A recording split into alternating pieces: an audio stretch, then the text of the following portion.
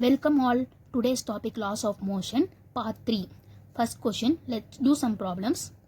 A person of mass 60 kg is inside a lift of mass 940 kg and presses the button on the control panel.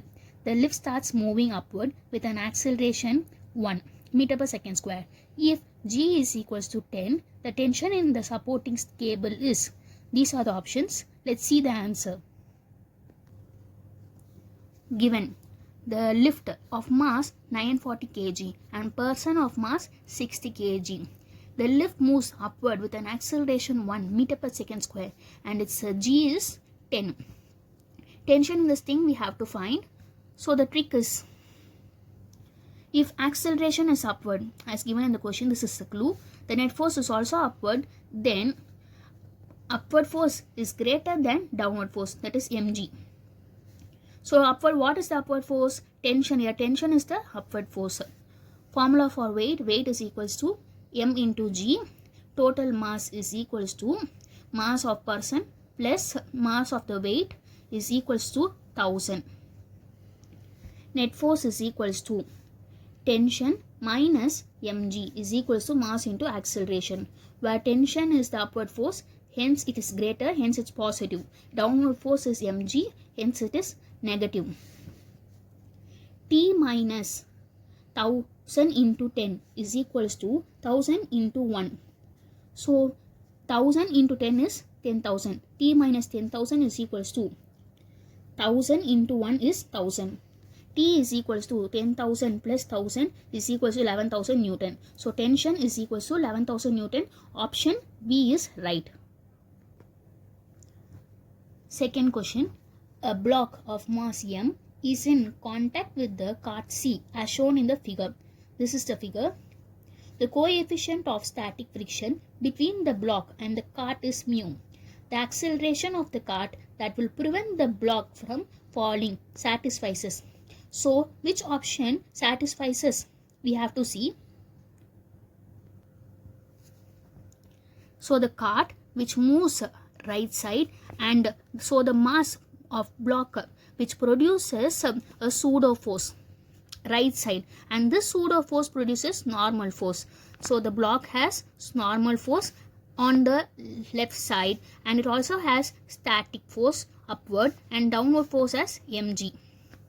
So as I told, here the upward force is greater than mg. To prevent the block from falling down, static force is equals to coefficient of static force into normal force. This force, normal force, is equals to normal force is mass into acceleration. Then this static force is greater than, static force is upward force and mg is downward force. Static force is greater than mg. Cutting mass and mass, which gives here acceleration is here. We will move this coefficient of static friction down. So acceleration is greater than g divided by mu. Option C is right. This is static friction. This is coefficient of static friction. Now we'll see the third question.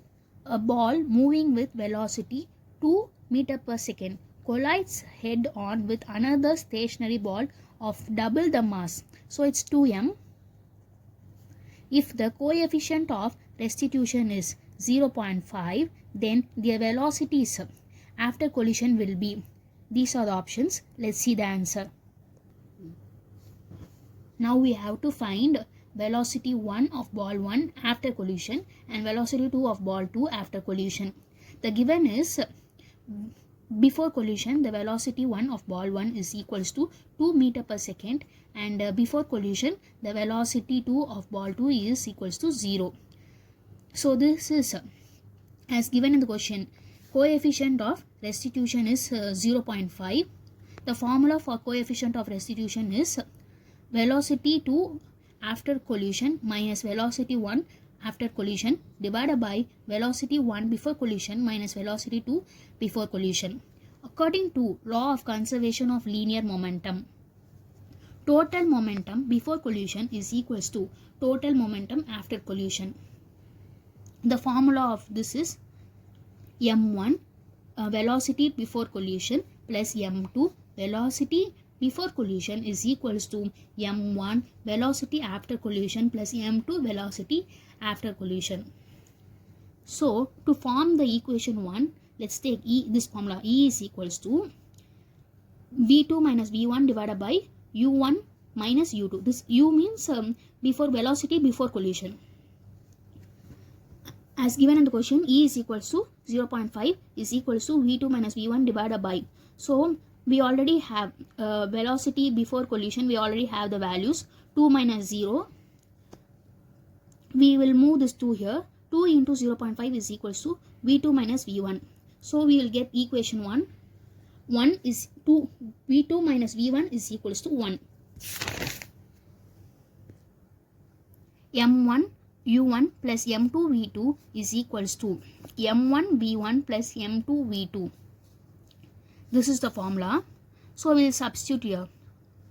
M of 2 plus 2m, double the mass. The ball 2 has double the mass of ball 1. So 2m of 0 is equals to m1 v1 plus 2m v2. Again here double the mass of ball 1. 2m is equals to, here multiplying 0 we will obtain 0. So 2m is equals to m1 v1 plus 2 m1 v2. From we have to write the equation here. v2 minus v1 is equals to 1. So we will substitute for v1. We will substitute from here. For v1 we will substitute this. So v1 is equals to v2 minus v1. Here will substitute here.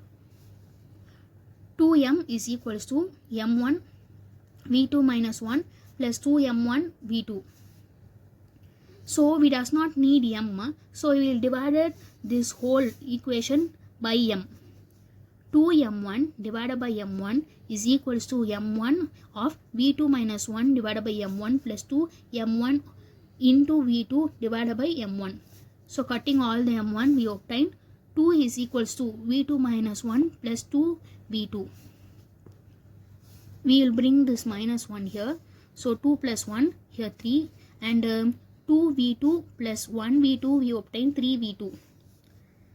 So this 3 comes here. 3 by 3 is equals to v2. Cutting this we get v2 is equals to 1. From equation 1, this is equation 1. Here we will substitute the v2 value. So v2 is 1 minus 1 is equals to v1. So v1 is equals to 0. So v1 is equals to 0 and v2 is equals to 1. So the velocity of ball 1 after collision is 0 and velocity of ball 2 after collision is 1. So option A is correct. I will give the link of part 1 and part 2 in the description. Thank you.